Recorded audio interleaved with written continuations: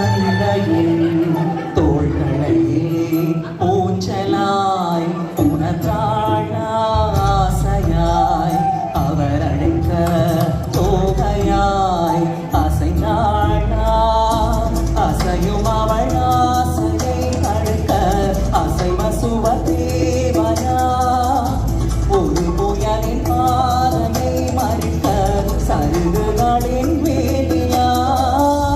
வண்ணமானாள் அன்னமானாள் புது வழியின் பூரணமாய்